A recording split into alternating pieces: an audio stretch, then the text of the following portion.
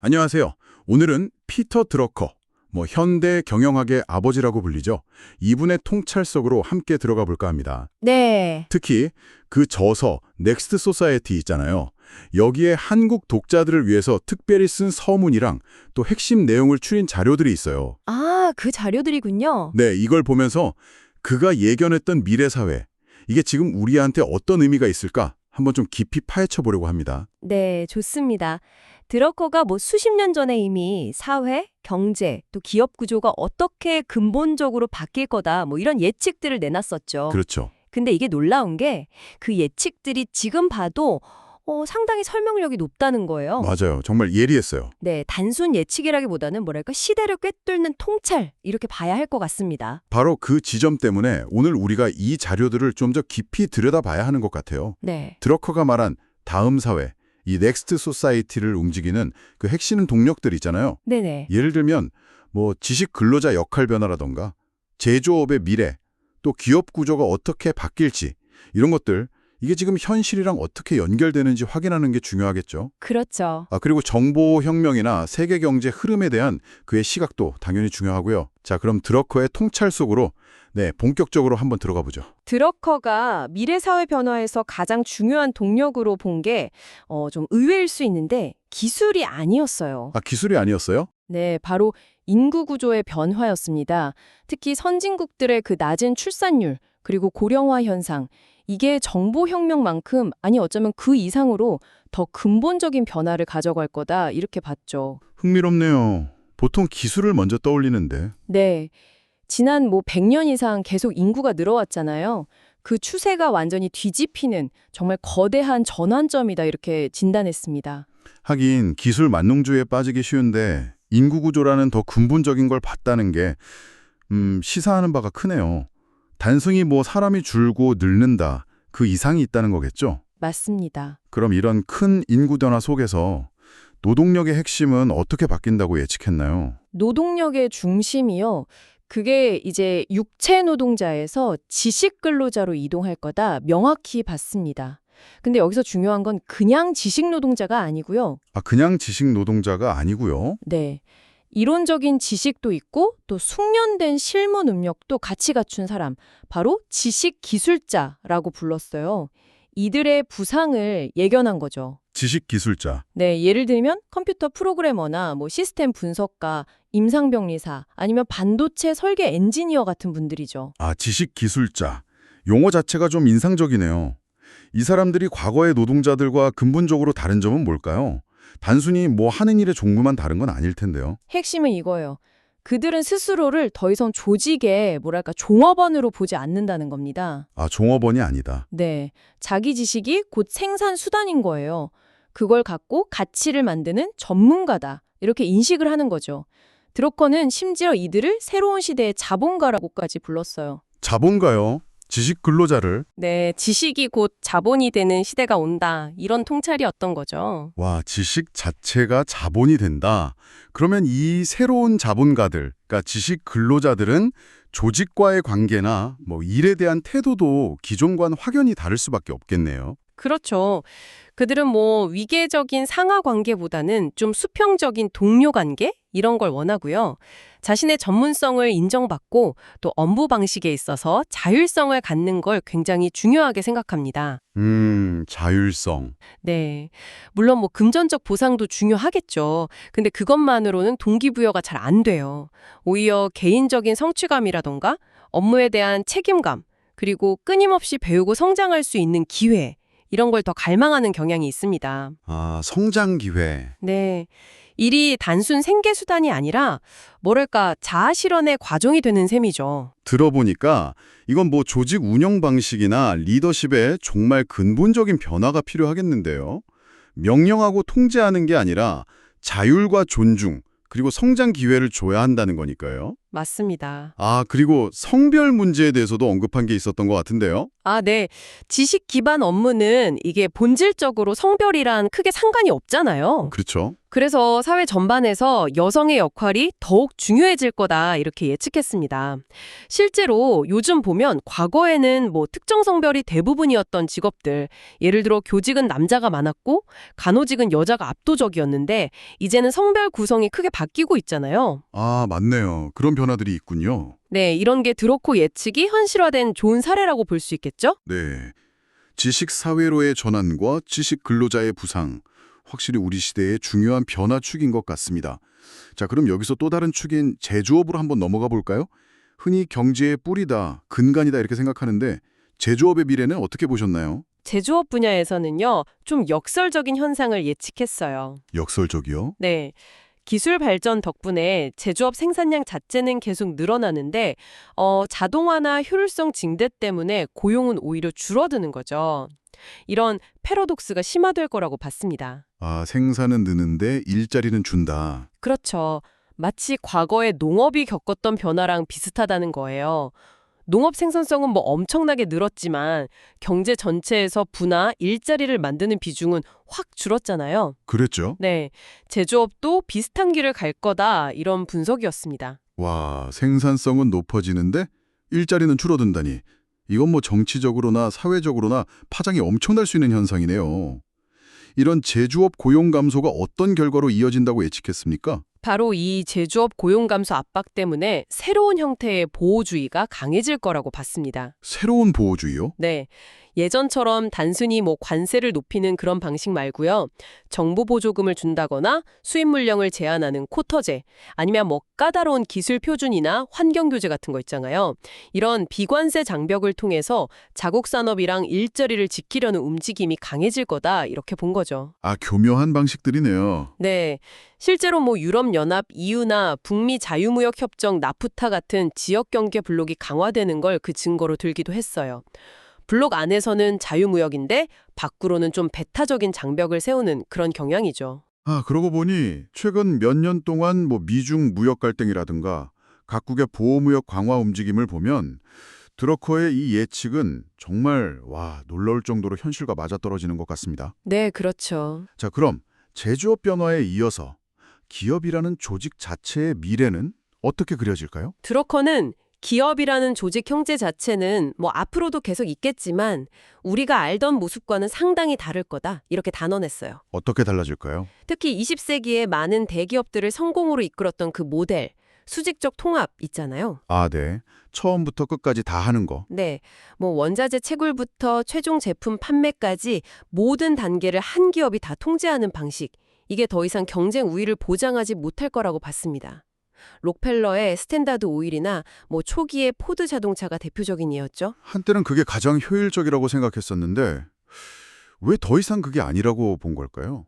시대가 바뀌면서 통합의 장점보다 단점이 더 커졌다는 뜻인가요? 장악합니다. 크게 두 가지 이유를 들었어요. 첫째는 지식의 전문화가 너무 심화됐다는 거예요. 아, 전문화. 네, 한 기업이 모든 핵심 분야에서 세계 최고 수준의 역량을 내부적으로 다 갖추고 유지하는 게 이게 사실상 불가능해졌고 비용도 엄청나게 커졌다는 거죠. 최고가 아닌 역량은 오히려 경쟁력을 깎아먹을 수도 있고요. 그렇겠네요.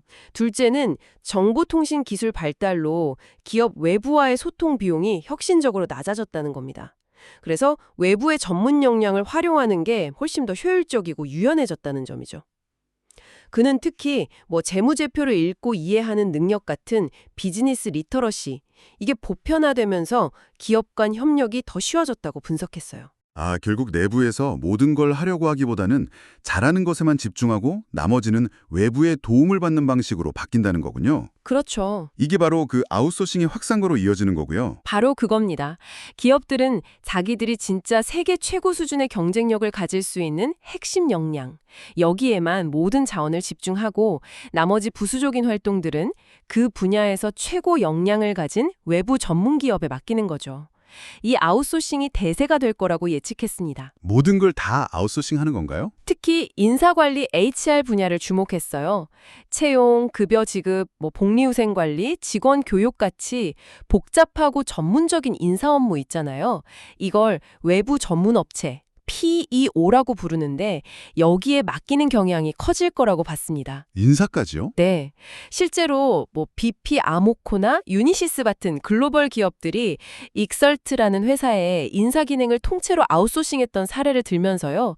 이게 단순히 비용 절감 효과만 있는 게 아니라 직원 만족도 향상에도 기여할 수 있다. 이렇게 분석했죠. 그렇다면 기업의 형태 자체도 우리가 그냥 아는 단일 회사 모습과는 많이 달라질 수 있겠네요.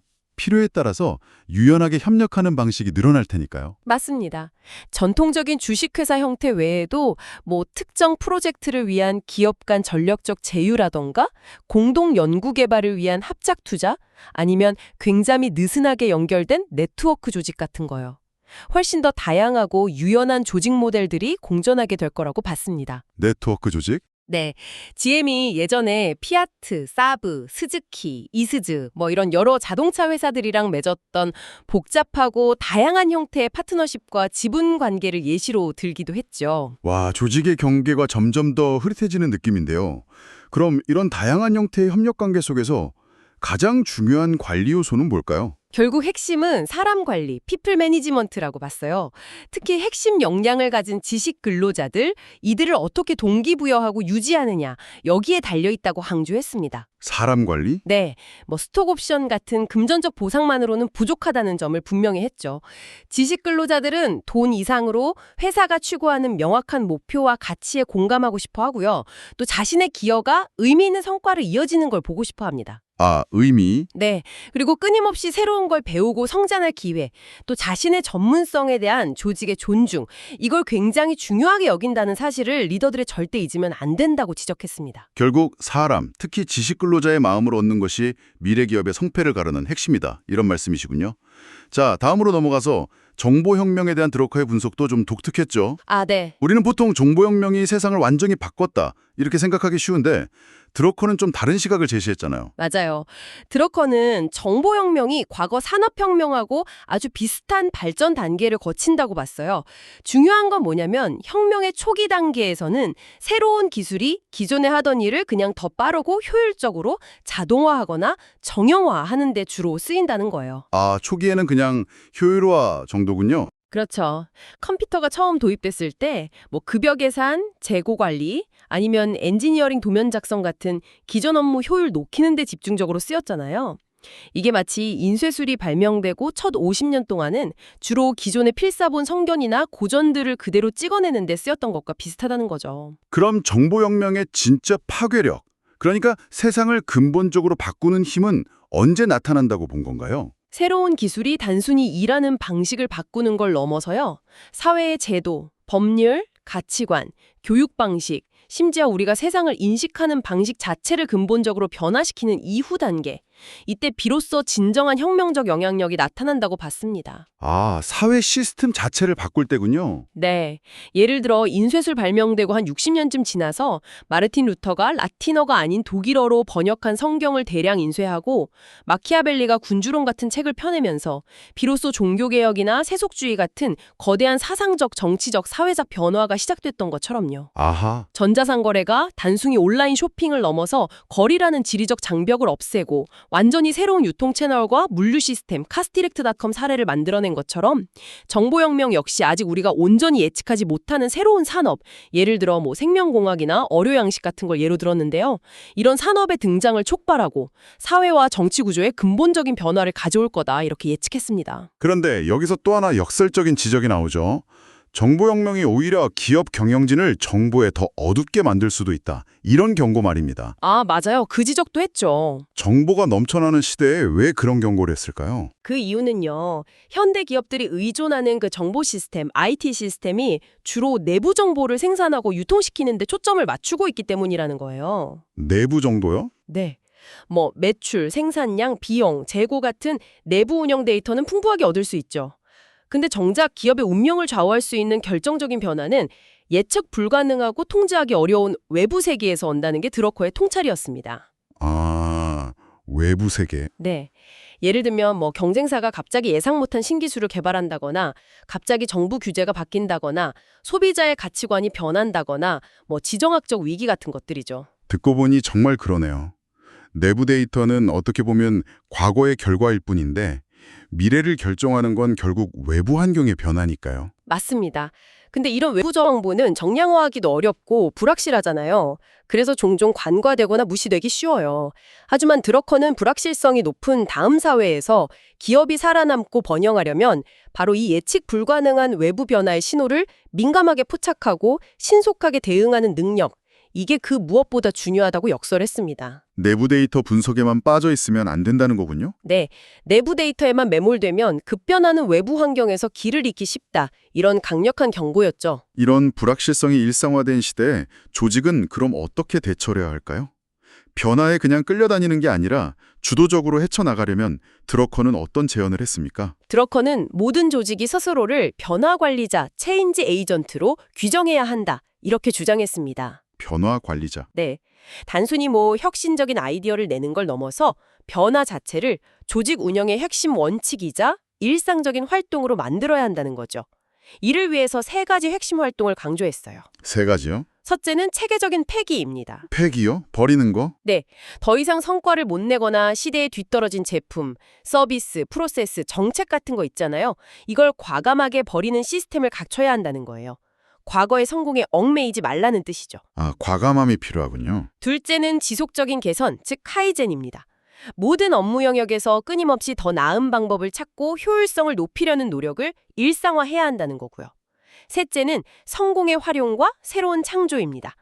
작은 성공이라도 그걸 발판 삼아서 더 큰 기회를 포착하고 궁극적으로는 조직 스스로가 새로운 변화를 만들어내는 주체가 되어야 한다는 겁니다. 변화를 그냥 받아들이는 게 아니라 끊임없이 버리고 개선하고 새로운 기회를 만들어 굉장히 적극적인 자세를 요구하는군요. 그런데 드러커는 이런 경영적인 측면뿐만 아니라 사회적인 측면도 아주 중요하게 다뤘다고 알고 있는데요. 네, 그 점이 정말 드러커 사상의 깊이를 보여주는 부분인 것 같아요. 그는 경제 발전만큼이나 아니 어쩌면 그 이상으로 사회 자체의 건강함과 안정성이 중요하다고 봤습니다. 사회의 건강함. 네.